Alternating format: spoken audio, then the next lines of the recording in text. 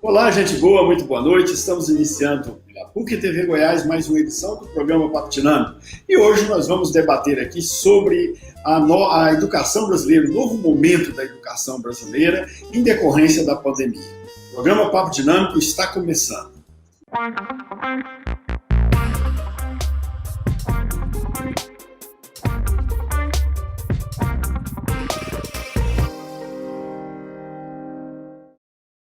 E para debater este assunto aqui conosco, nós temos duas convidadas extremamente qualificadas nessa área de tecnologia da informação para a educação, que é a jornalista Liliane Bueno, né, e a doutora Sônia Margarida, que é pró-reitora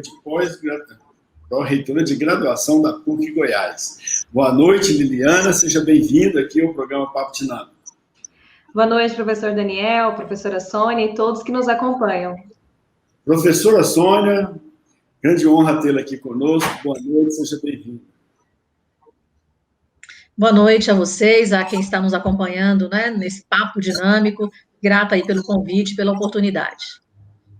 Ok, a crise do coronavírus. Vamos começar logo com a professora Sônia, que durante o semestre de 2020, primeiro semestre de 2020, teve aí uma missão enorme para ajustar, adequar toda a programação acadêmica da PUC Goiás para o ensino remoto, né? Então, que passou aí por uma experiência extraordinária. Então, eu pergunto para ela, aqui é papo dinâmico, então ela responde, se a Liliana quiser complementar, acrescentar, também pode, né? Se quiserem perguntar também uma para a outra, fica à vontade, tá?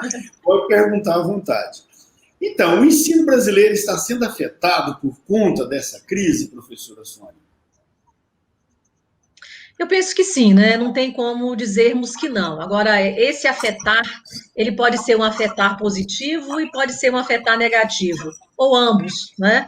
Eu acho que traz para nós aí um desafio enorme, como você mesmo disse, né, anteriormente. Eu sempre uso a metáfora de um transatlântico, né? A PUC não é um barquinho. Então, fazer com que esse transatlântico, que estava totalmente, né, focado e voltado para o ensino presencial, fazê-lo, né, entrar numa dinâmica, né, de um ensino remoto, realmente não foi uma tarefa simples, não foi uma tarefa, não é, eu diria assim, feita de qualquer forma. Ela exigiu de todos nós aí o melhor, né, de que nós pudimos, naquele momento, disponibilizar para dar conta desse desafio. É claro que a pandemia impacta, né, o ensino mundial, não é, né, não é só Brasil, não é só PUC Goiás, da educação infantil, a pós-graduação, mas eu acho que poderemos e certamente tiraremos boas lições também dessa crise, desse desafio que estamos vivendo. Eu concordo com a professora Sônia, viu? Até pedindo licença, professor Daniel, já que o senhor falou que eu poderia complementar. Eu também sou professora, além de jornalista, na área de comunicação. E eu percebi exatamente isso que a professora falou. Interferiu, sim, com grandes desafios, que a gente percebeu que nós precisamos nos adaptar, mas trouxe também muitos aprendizados, de nós percebermos o quanto a educação agora, a gente tem a oportunidade de levá-la cada vez mais longe, através da tecnologia e reaprendendo a se comunicar com os alunos através desses novos formatos, porque, de fato, foi uma readequação, pelo menos para mim, que já trabalho com comunicação, eu aprendi muito e sigo aprendendo a cada dia aí, viu, professor? Agora, foi um momento, assim, extraordinário, porque a gente acabou... já havia muitas ferramentas disponíveis aí pelos diferentes fornecedores, né, de software pelo mundo. Então, havia muitas ferramentas, mas elas estavam muito pouco utilizadas.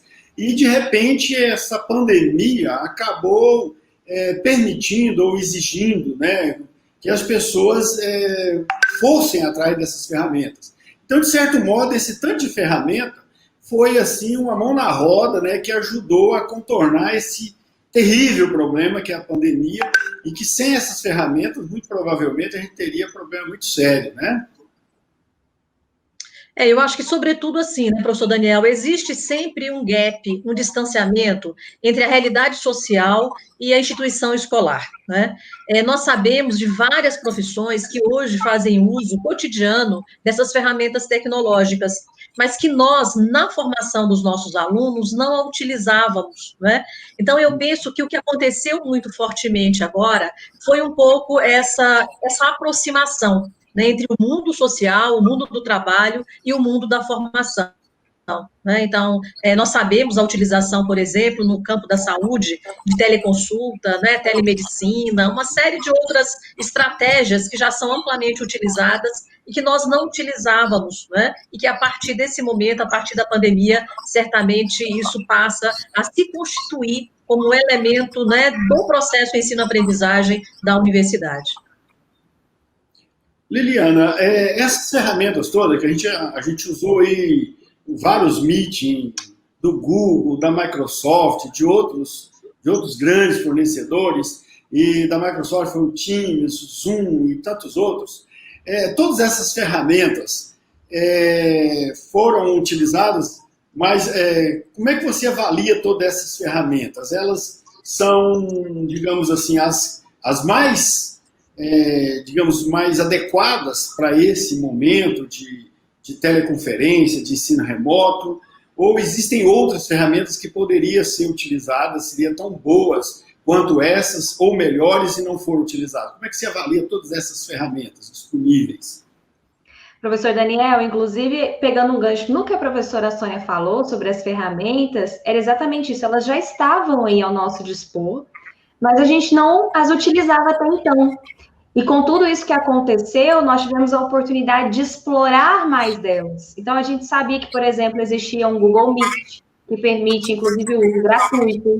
O Zoom, que já é uma plataforma muito conhecida, inclusive, tem uma versão gratuita, tem uma outra versão paga, mas que no gratuito a gente consegue explorar de várias maneiras. O senhor citou o próprio Teams, que a PUC vem utilizando com os alunos, que é uma plataforma muito completa, que lá a gente consegue trabalhar de diversas maneiras, inclusive com atividades, realmente compartilhando, inclusive, arquivos com esses alunos, tem o chat, então ela é bem ampla e dá para trabalhar muita coisa ali.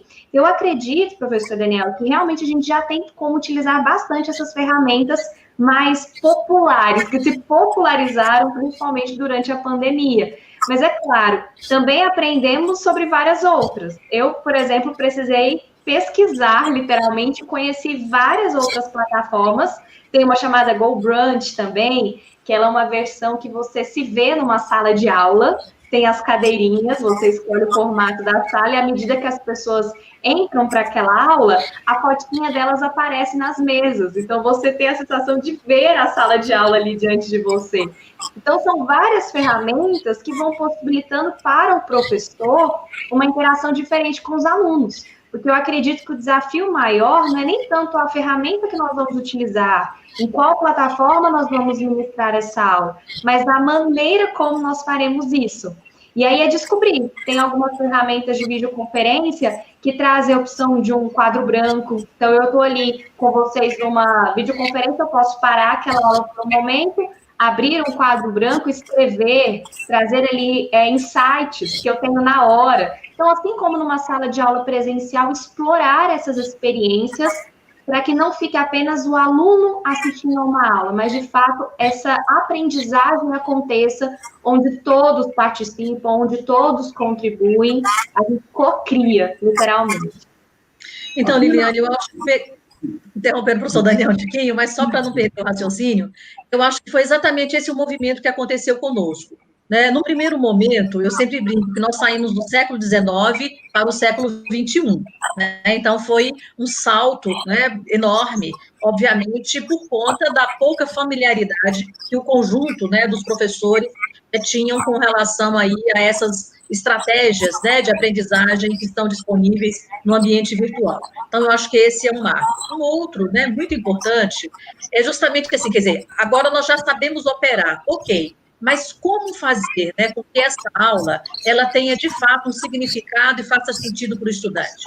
Aí nós entramos numa fase de qualificação do nosso corpo docente com relação às metodologias participativas, que nós não queremos utilizar as ferramentas que estão, né, do século XXI como se fosse uma sala de aula do século XIX. Então, o desafio, ele se qualifica, né? Se no primeiro instante o desafio era conseguirmos operar, né, aquilo que nós não conhecíamos, à medida que a gente passa a dominar essa gama de possibilidades, né, e eu diria assim, e ao fazer isso, a gente se qualifica, os estudantes se qualificam também, aí é o estágio seguinte. Então, como fazer com que essas aulas, de fato, elas tenham aí uma característica que é muito forte, né, já como desafio para o ensino presencial. Então, não queremos que o ensino remoto, ele tenha, né, entre aspas, assim, a mesma fragilidade que o ensino tradicional presencial traz. Eu acho que é um duplo desafio que temos aí pela frente. Vamos fazer um pequeno intervalo e já voltamos, daqui a pouquinho.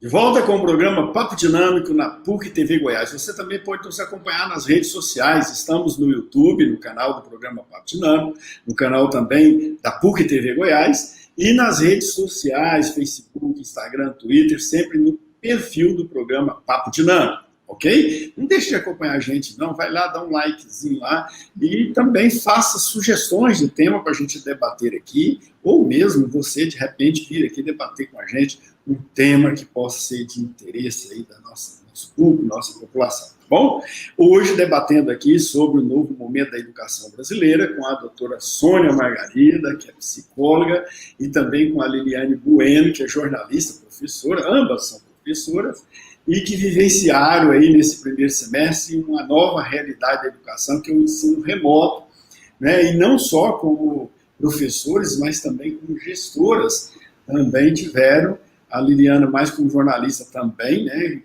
Menos gestora, professora e jornalista, teve essa experiência aí, e a gente está compartilhando aqui com você essa experiência, porque a gente entende que é importante, a gente está num novo momento, uma nova realidade, certamente eu imagino, eu creio que vocês vão de concordar comigo, nós estamos num momento em que há necessidade realmente de se reinventar. A experiência que tivemos nesse semestre 2020/1, no primeiro semestre de 2020, certamente é uma experiência que vai trazer know-how para a gente, mas vai haver necessidade de a gente continuar se reinventando, não?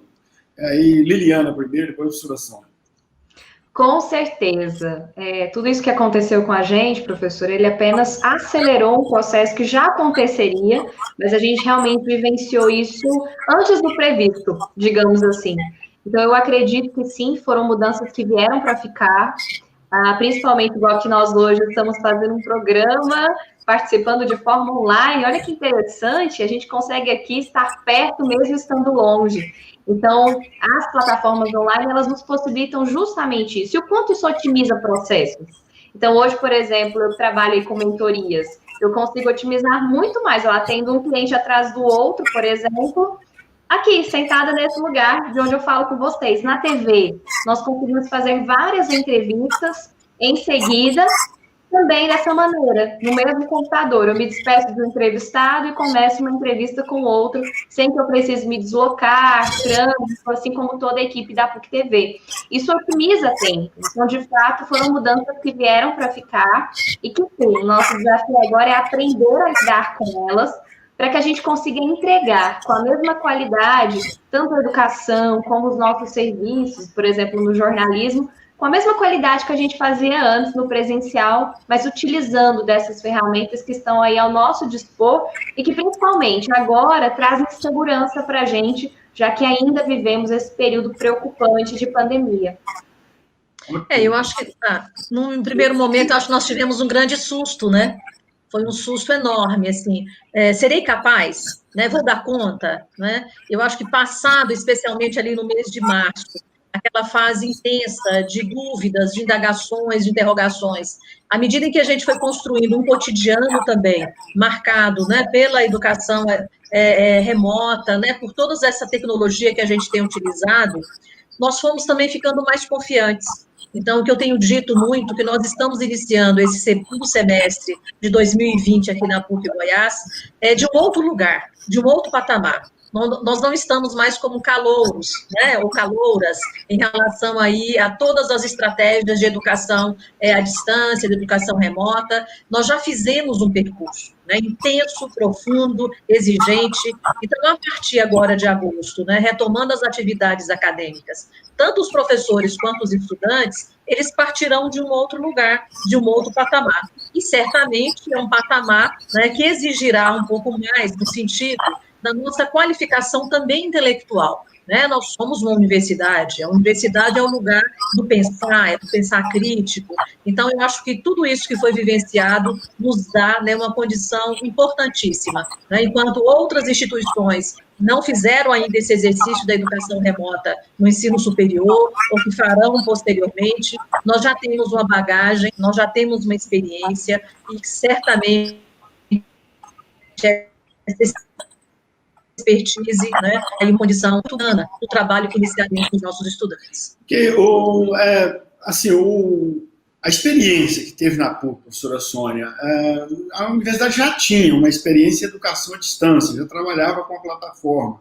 Depois teve que adotar uma nova plataforma, porque o volume foi muito grande, turmas criadas e tal. Como é que foi essa experiência na PUC Goiás, professora Sônia? Olha, eu diria que foi aquela experiência do susto mesmo, da necessidade, da urgência, né, e da responsabilidade. Porque naquele momento, né, professor Daniel, você sabe, você é pró-reitor, meu colega, sabe que nós fizemos essa discussão, nós tínhamos uma opção, né, entre aspas, de fechar o semestre letivo, né, ou de tentarmos aí continuar com o semestre letivo.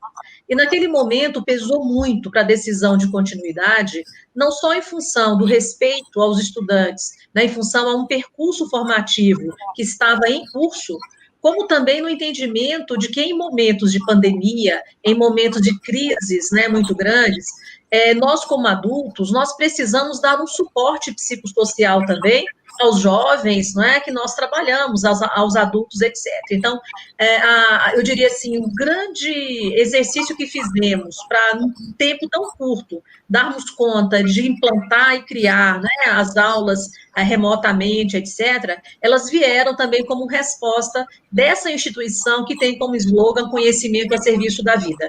Eu acho que nós não poderíamos ter agido de uma outra forma, né? Foi arriscado, com certeza, né? Ser protagonista é sempre colocar, não é? Estar, eu diria, com telhado de vidro, mas ao final do semestre nós fizemos fizemos pesquisa durante todo esse percurso. Então, também eu acho que é importante dizer disso, assim, foi uma decisão, mas foi uma decisão que foi monitorada, que foi acompanhada, que foi diagnosticada, e à luz das pesquisas que nós íamos realizando, tanto com os estudantes quanto com os professores, nós íamos dando resoluções, saídas, né, para aqueles problemas que iam aparecendo. E ao final do semestre, nós fizemos uma grande avaliação, com 90%, quase 100% dos estudantes como respondentes, e o score, né, médio, foi de 89 pontos para o trabalho docente. Então, eu acho que essa é uma grande conquista, né, e aí, mais uma vez, eu parabenizo a todos os professores da PUC Goiás pela coragem, pelo protagonismo, né, e, sobretudo, pelo respeito profundo aos nossos estudantes, para que eles não tivessem aí nenhuma interrupção. Eu fiquei extremamente, assim, encantado e perplexo, né, com a atitude da universidade naquele momento de pegar todas as turmas que tinham no presencial, pegou todas as turmas e colocou essas turmas em um sistema virtual, né, no mesmo horário, com os professores ali, e as turmas, os alunos todos frequentando essas turmas de forma virtual. Assim, foi uma coisa extraordinária. Eu fiquei realmente impressionado com essa ação que a Pró-Reitoria Pró-Reitoria Acadêmica da PUC Goiás, junto com as escolas, coordenadores de cursos, professores, conseguiram fazer isso em tempo recorde. Então, foi show mesmo. Realmente, eu quero aproveitar essa oportunidade e dar parabéns para a professora Sônia, que foi a timoneira desse trabalho aí. Foi um trabalho, assim, gigante. Acho que pouca gente tem ideia da dimensão que foi esse trabalho. né? Porque você imagina pegar assim, 15 mil turmas, eu imagino, em torno de 15 mil turmas. 40 mil, professor Daniel. 40 mil turmas, pois é, que eram físicas, né? Que tinha aulas no espaço físico e colocou essas mesmas turmas nos mesmos horários, criou essas salas. Quer dizer, na verdade, foi 40 mil turmas em 15 mil salas, né? Porque as turmas, elas, nas mesmas salas tinha várias turmas.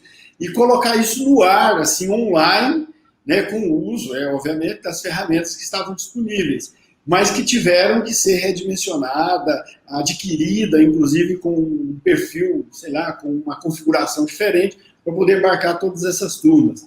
Foi uma coisa assim, eu acho que a gente tem que falar isso o tempo todo, porque o trabalho foi gigantesco, foi impressionante, né? E deu resultado, assim, eu acho que muita gente ficou com receio naquele momento de tomar uma decisão desse jeito, porque achava que não ia funcionar. E a universidade partiu para isso e conseguiu implementar, e a professora Sônia foi muito feliz em ter conseguido dirigir isso de forma muito oportuna naquele momento e necessária, e eu acho que todo mundo entendeu também a necessidade de aderir os professores, os próprios estudantes, né? A gente viu aí, né? Desculpa, eu começo a falar disso e não paro de falar, né? Eu sou, como diz o outro, perguntador, né? O entrevistador, e acabo dando meu testemunho também de ter participado disso e vivenciado esse sucesso extraordinário que foi esse trabalho que a universidade fez, especialmente coordenado pela professora Sônia. Então, meus parabéns, professora Sônia. E a Liliana não vai falar mais nesse bloco, porque nós vamos ter que encerrar, mas daqui a pouco a gente volta, né? E aí a Liliana também vai dar a sua opinião sobre isso e tantos outros assuntos que temos a tratar no próximo bloco. Daqui a pouco a gente volta.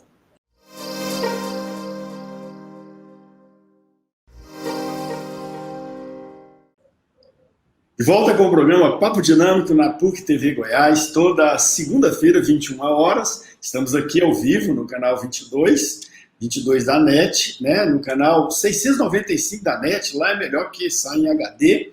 E também você pode nos ver nos canais aí 324, se não me engano, da Sky, das outras operadoras. E no canal aberto 24.1, você clica lá, sai em alta definição, né? E aí você nos assiste lá e acompanha. Mas também pode nos acompanhar no YouTube, pode acompanhar a gente também no Facebook, no Instagram, no Twitter. Hoje estamos falando da educação brasileira, nessa nova fase aí da realidade brasileira pós-coronavírus, né, onde a gente teve que, todo mundo que trabalha com educação, teve que se ajustar a esse novo momento, viabilizando, né, a educação, o ensino, através do regime remoto. Estamos aqui com a professora Sônia Margarida, doutora em psicologia, do mestrado e doutorado em psicologia da PUC Goiás, e também pró-reitora de graduação da PUC Goiás. E com a Liliane Bueno, que é professora e jornalista, especialista aí na área de tecnologia da comunicação. Então, olha, a gente vou fazer uma pergunta um pouco mais elaborada, mas vocês vão ficar muito à vontade depois para responder. A gente teve na história da humanidade vários momentos importantes, assim, que eu reputo muito significativo para a transformação da educação. Na Grécia Antiga, nós tivemos a mudança do regime sofista para o regime dos filósofos. Sócrates, Platão, Aristóteles vieram com uma nova proposta metodológica, e não só metodológica, mas também ética da educação. Enquanto os sofistas vendiam a educação, eles ensinavam, eram professores pagos, vieram Sócrates, Platão e Aristóteles com uma outra postura, né? Criaram o colégio, a academia, o Platão, e o Sócrates, o liceu. Depois tivemos, já na Idade Média, duas fases importantes, que foi da sofística, ali, principalmente capitaneada pelo Santo Agostinho, e mais tarde com a escolástica com São Tomás de Aquino. E mais recentemente, a mudança aí do regime medieval para o regime moderno, com a implantação da escola clássica e depois com a escola iluminista, né, especialmente desenvolvida aí pelos iluministas franceses. E agora, no Brasil nós tivemos várias fases da educação, mas eu imagino que nós não tivemos uma revolução tão grande na educação, quanto essa que estamos passando hoje, né, com essa pandemia. É assim que vocês veem? Você acha que esse momento pode ser o grande momento revolucionário da educação no mundo, porque não é só no Brasil que nós tivemos que nos reinventar, né? O mundo inteiro está se reinventando. É o grande momento? Pode ser que nós estamos passando por uma grande revolução da educação? Vamos, Liliana primeiro, depois a professora Sônia.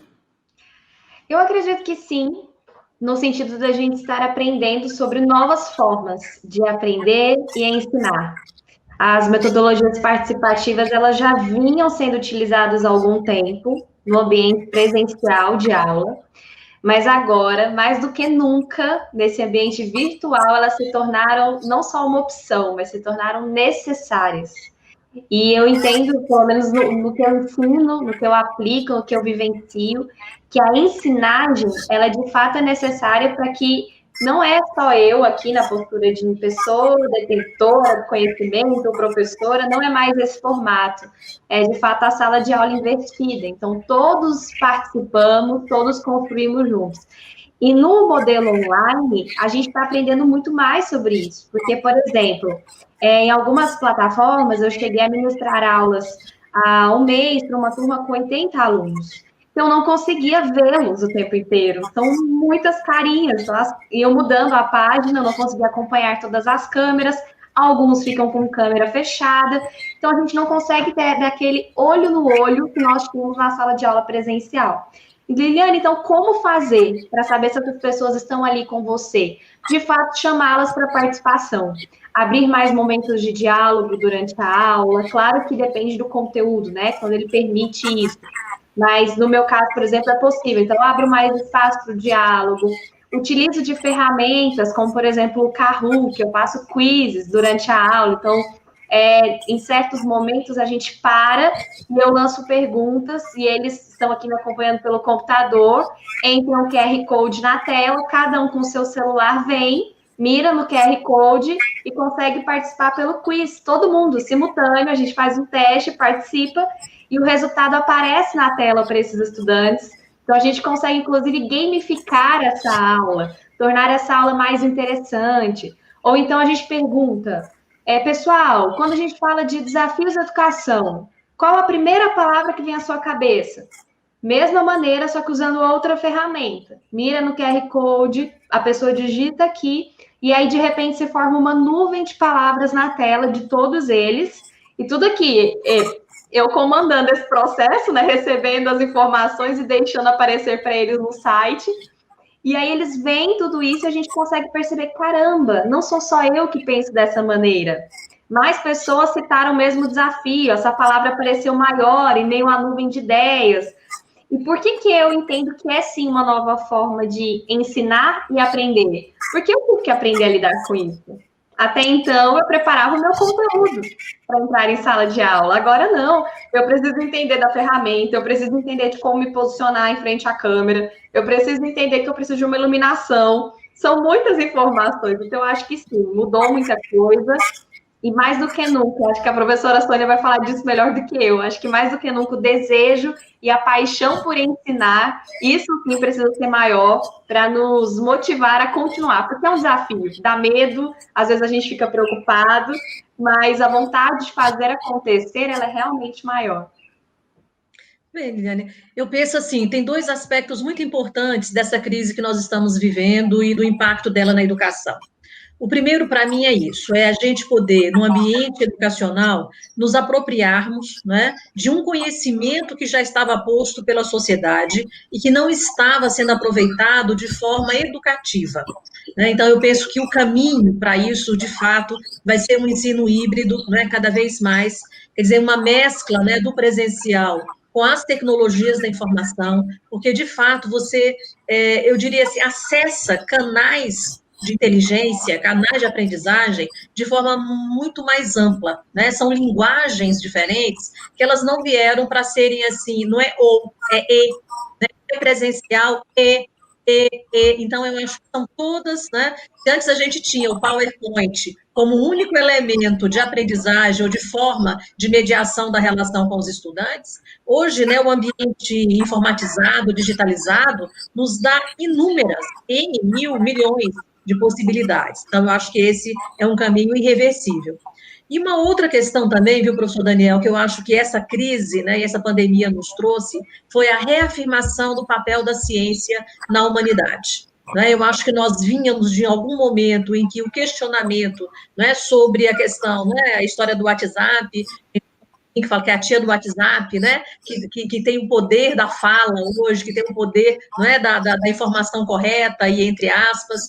Então, eu acho que a pandemia reafirma a universidade enquanto instituição, né, que foi criada lá no mundo medieval. Ela é importante, ela é necessária, né, ela possibilitou, quer dizer, foi a universidade e o conhecimento científico que possibilitou à humanidade romper, né, uma série de desafios. Inclusive, a própria longevidade que temos hoje enquanto humanidade foi possível em função do conhecimento científico. Então, isso, para mim, né, eu diria que é muito forte que a pandemia nos trouxe, talvez aquelas histórias, assim, né, por uma forma tão enviesada, né, a humanidade aprendeu e penso que deve trazer isso, né, de forma definitiva, o papel inconteste do conhecimento científico e, portanto, da universidade como sendo o lugar da produção do conhecimento e também da socialização desse conhecimento. Veja bem, esse regime remoto, ele é só um meio que é diferente, ao invés de sala de aulas físicas, são salas virtuais, ou ele também influencia no conteúdo? A alteração também, a exigência, esse novo momento exige também uma revisão dos conteúdos, professora Sônia? Eu penso que sim, né? No sentido desse salto, certo? Desse salto qualitativo que a sociedade requer. Né? Então, momentos de ruptura, e alguns chamam isso de disrupção, né? Esses momentos disruptivos, eles requerem exatamente uma atualização, e esse é o papel da ciência e do conhecimento. Quer dizer, a gente lança mão de todo o conhecimento existente para dar conta de dar novas respostas que são exigidas pela sociedade. Então, nesse sentido, indiscutivelmente, os conteúdos, as metodologias, né, tudo isso está sendo revisto, porque não tem como, a gente não tem como separar conteúdo, né, forma e conteúdo. Eles vão juntos, né, dialeticamente, eles estão ali, um alimentando o outro. Sem falar no fenômeno, né, da exposição das telas. Então, agora as pessoas estão muito mais tempo diante de telas. Com isso, gera um cansaço e a retenção da atenção dessas pessoas, ela se torna também mais um desafio. E em sala de aula não é diferente. Então, os conteúdos precisam ser repensados para a gente trazer mais dinâmica, para a gente trazer realmente mais participação, para que o aluno se sinta mais interessado e atraído. Claro que educação, a gente sabe que a gente não está falando de espetáculo, né, de shows, nada disso, mas de fato de repensar, mostrar todo o valor que existe nesse material, nesse conteúdo. Então, no meu caso, por exemplo, alguns conteúdos eu precisei otimizar o tempo das aulas. Então, trabalhar de uma maneira que eu gastaria talvez 3 horas de um conteúdo, reduzi-lo para 2 e transformar em um exercício restante, mas exercícios voltados para a aprendizagem.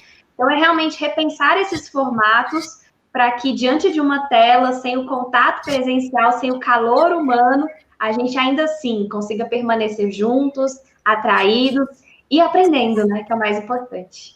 Liane, tem uma questão importante que veio, viu, Daniel, das nossas pesquisas, que tem a ver, por exemplo, com a percepção dos professores de que os estudantes, eles não só estavam mais presentes, né, na sala de aula, em termos de frequência mesmo, mas a participação muito maior. Então, tem uma questão também geracional, né? Essas tecnologias e essas linguagens digitais, as gerações novas, né, especialmente aqueles que já são, né, os nascidos nesse mundo digital, é claro que eles têm muito mais facilidade, eles se integram maior nessa linguagem. né, entre um professor ministrando a aula, em pé, o aluno sentado, usando o PowerPoint, né, e outras estratégias de ensino-aprendizagem, esse grupo que é jovem, né, e que nasceu e constituiu a sua subjetividade à luz das tecnologias da informação, é claro que eles terão não só mais facilidade, mas, sobretudo, mais interesse também. Perfeito. Vamos fazer um pequeno intervalo. Nós estamos aqui tratando da educação brasileira nesse momento de pandemia, e no próximo bloco nós vamos ver como é que essa educação deva ser desenvolvida a partir da retomada, quando a economia também, mas a pandemia estiver se dissipando, né, e a volta, digamos assim, das atividades normais, como é que a gente vai tratar a educação? Essa experiência de regime remoto deverá continuar de algum modo?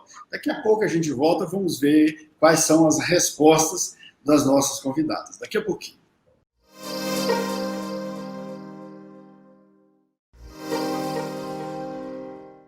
De volta com o programa Papo Dinâmico na PUC TV Goiás, toda segunda-feira, 21 horas, também no YouTube, no canal do programa Papo Dinâmico, no canal da PUC TV Goiás, e no perfil do programa Papo Dinâmico no Twitter, no Instagram, no Facebook.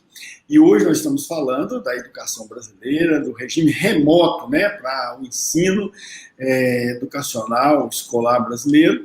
E estamos falando desse tema aqui com a professora doutora Sônia Margarida, que é pró-reitora de graduação da PUC Goiás, e também doutora pesquisadora do programa de mestrado, estrito sensu, mestrado e doutorado de psicologia da PUC Goiás, e com a Liliana Bueno, que é professora Liliana Bueno, que é também jornalista.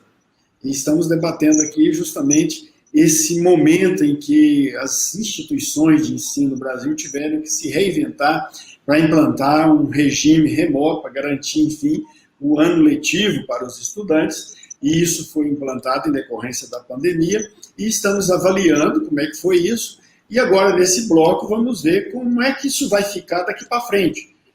Já se anuncia em vários locais do mundo, e aqui também em Goiás, né, se anuncia a retomada do novo normal, né, das atividades, e aí a gente quer saber se esse regime remoto que foi implantado, que foi bem sucedido, principalmente na PUC Goiás, se esse regime remoto tende a continuar de alguma forma na educação daqui para frente. Então essa pergunta eu faço aí para a professora Sônia e para a professora Liliane, e gostaria de saber como é que vocês veem, né, essa sequência. Se daqui para frente a educação brasileira necessariamente vai contar com o regime remoto, ainda que parcialmente.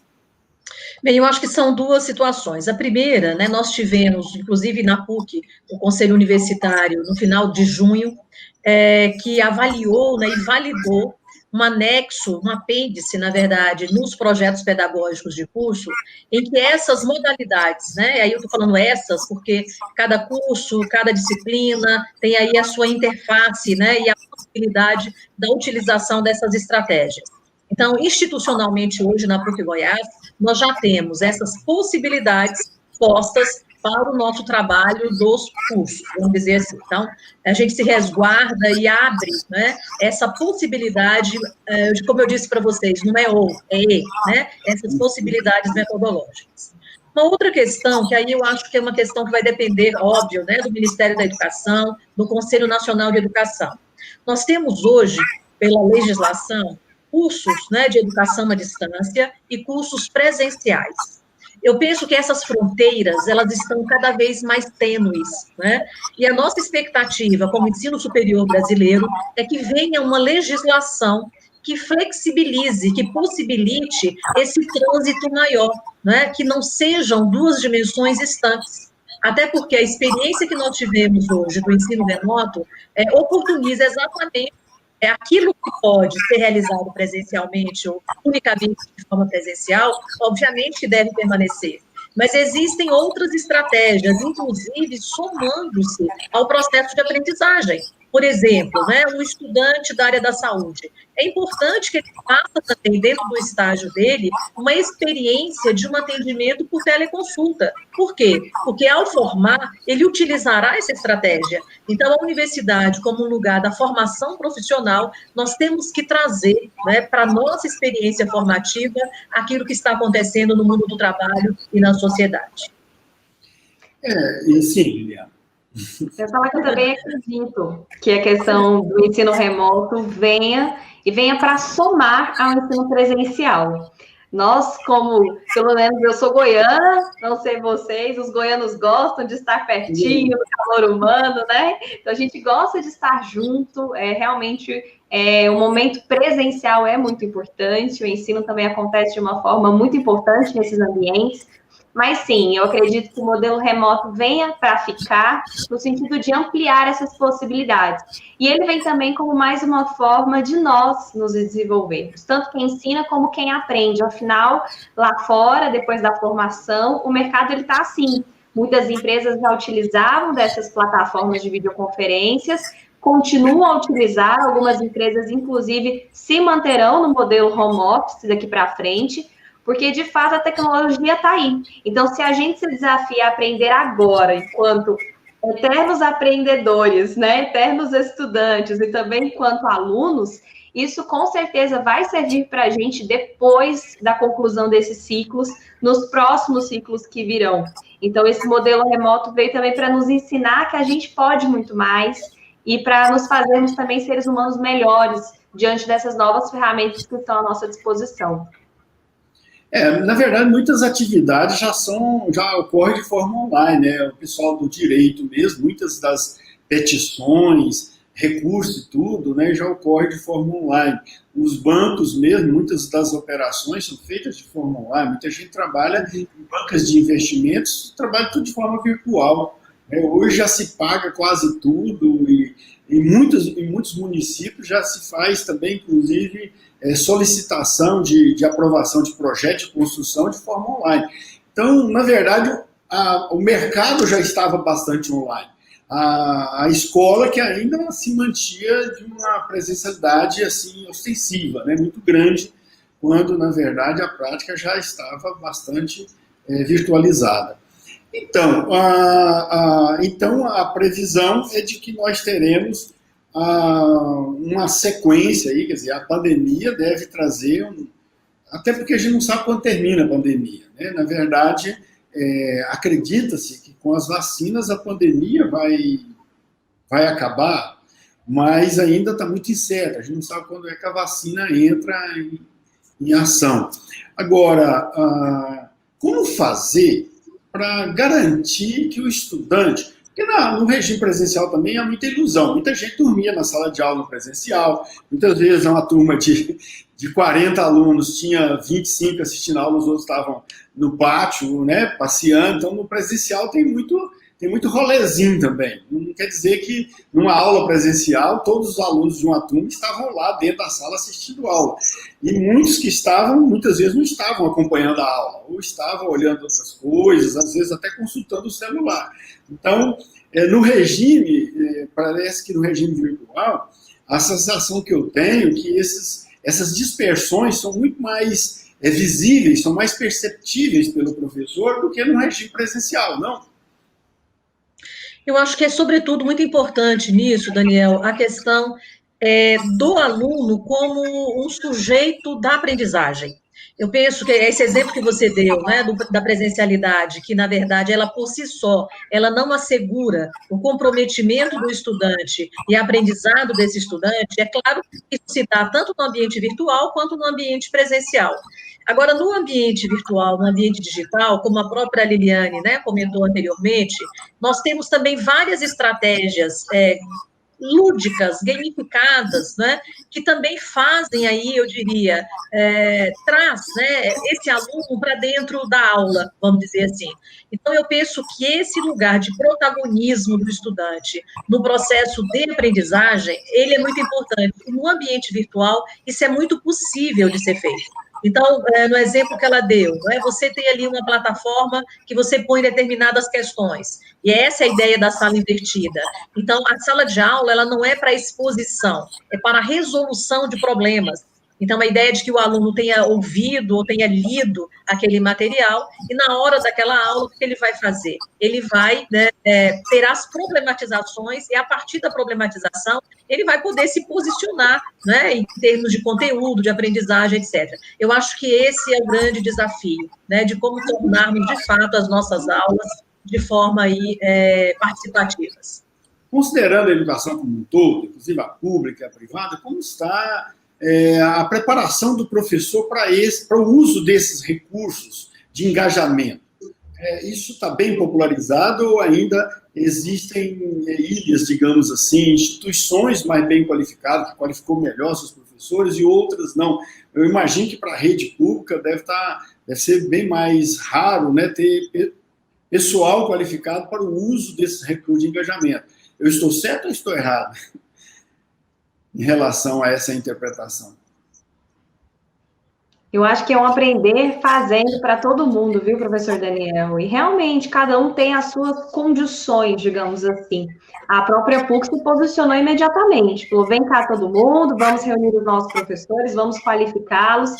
E nem todas as instituições tiveram nem a mesma decisão dentro dessa tomada de decisão tão momentânea, tão imediata, e outras não tiveram recursos, como o senhor colocou a questão da educação pública. Mas, ao mesmo tempo, eu conheço professores da educação pública que têm feito um belíssimo trabalho, de fato, explorando a criatividade, construindo aí brinquedos, inclusive com garrafa PET, para ensinar sobre sistema respiratório para crianças da educação infantil. Eu tenho acompanhado isso pelas redes sociais, e é um trabalho muito interessante, porque é desafiador, porque eles lidam, inclusive, com uma parcela muito grande de estudantes que sequer têm acesso a um computador, a um celular, e também são outros desafios que nós ficaríamos aqui por horas falando dentro desse novo universo da educação. O que eu acho muito importante é que esse ensino remoto veio, inclusive, para nos ensinar sobre como podemos melhorar no presencial. Essa ferramenta que eu trouxe, por exemplo, do quiz, ela pode também ser aplicada no presencial. Então, um aluno que talvez utilize o celular para ficar no aplicativo de conversa, se distraindo, quando eu chamo a atenção dele, convido para que ele use esse celular para mirar ali no QR Code, responder a um quiz e interagir, ele se torna protagonista, como a professora Sônia falou, ele se sente presente ali e um ser participante daquele momento de aprendizagem. E se eu pudesse destacar só mais uma coisa, como uma dica para os professores, e foi algo que eu recebi muito nesse momento, as pessoas me pedindo ajuda, foi em relação à comunicação. Nós temos muita dedicação em estudar os nossos conteúdos, e muitos professores são incríveis no que fazem, mas quando precisaram ir para o online, se sentiram perdidos, porque não se sentiram à vontade diante de uma câmera, do computador, diante de um novo sistema, ou talvez porque não sabiam como utilizar esse novo universo, de que maneira eu gesticulo, eu falo muito rápido, tem a conexão da internet, às vezes dá um delay. Se eu falo rápido demais, a tendência é que quem me ouve não me entenda tão claramente. Então, que a gente possa evoluir também, nos desenvolver em relação à nossa comunicação daqui para frente, para que a gente construa cada vez mais canais limpos e fluidos, para que essa informação que a gente transmite chegue com clareza a quem nos escuta. Perfeito. Professor, então, eu acho que em relação, né, ao processo de formação dos professores de uma forma geral, eu acho que isso tem muito a ver com políticas públicas mesmo para isso. Quer dizer, a responsabilidade da política pública é justamente qualificar a escola, seja ela, né, de ensino, de educação básica, seja ela de ensino superior. Eu acho que essa é uma necessidade, eu não diria que ela está posta. No nosso caso específico, né, nós temos um programa de formação continuada de professores da PUC Goiás, que é um programa já existe há mais de 20 anos, 30 anos. E nós viemos, ao longo dos anos, fazendo essa formação também para os nossos professores, né? Mas é claro que quando chegou a urgência da implantação, né, essa necessidade, ela também foi se dando e com o aprender, mesmo fazendo e aprendendo, né? Então, tivemos todo um suporte, canais de comunicação, WhatsApp, e-mail, né, formação continuada de manhã, de tarde e de noite, dando suporte aos nossos professores, etc. Eu acho que esse é uma necessidade, é claro que a gente precisa dessa qualificação. E como eu disse, à medida em que nós tivemos essa qualificação intensiva no primeiro semestre, agora no segundo a gente está um pouquinho mais tranquilos, né? E só mais uma questão, assim, eu vi um tempinho atrás, li uma matéria do presidente da Google no Brasil, ele estava se gabando, porque a Google, né, em 4 dias, foi 100% para de forma remota, né, todos os seus trabalhadores, etc. E na PUC nós fizemos isso, né, de um dia para a noite. Tá? Então, eu acho que, quer dizer, né, essa universidade, que é a primeira universidade do Centro-Oeste brasileiro, que tem infraestrutura, que tem expertise, que tem inteligência, que tem capacidade instalada, né, e, sobretudo, aí eu gostaria muito de reafirmar o compromisso dos nossos professores, o compromisso dos nossos estudantes, o compromisso dos nossos gestores, né? Eu sempre brincava, Daniel, e dizia assim, nós vamos segurar um na mãozinha do outro, porque a gente tem que dar conta desse desafio. Então, eu acho que nós fomos instigados, não podia dar errado, né? A gente sabia que não daria errado, mas cada um fez a sua parte para que desse certo, né? Então, eu acho que fico com muito orgulhosa, né, de fazer parte desse grupo de homens e mulheres aí que escolheram a educação para terem, né, o seu lugar de trabalho, o seu lugar aí de realização no mundo. Gente, muito obrigado. Infelizmente, a Claudiane, nossa produtora, está informando que acabou e nós temos que encerrar. Eu fiquei muito feliz, faltou eu provocar a Liliane sobre o jornalismo, mas estamos aqui, de certo modo, fazendo jornalismo desse modo também, né, usando o regime remoto. Estamos juntos, distantes uns dos outros, mas estamos juntos aqui com o mesmo ideal, com o mesmo sonho. Então, eu agradeço muito vocês pela presença, a contribuição que deram aqui nessa noite para nós. Professora Sônia, muito obrigado, boa noite. Boa noite a todos. Liliane Bueno, obrigado mesmo, muito obrigado, muito boa noite. Até a próxima. Eu que agradeço o convite, uma boa noite a todos, foi um prazer participar. Ok, e para você que nos acompanhou, um grande abraço, boa noite, até a próxima.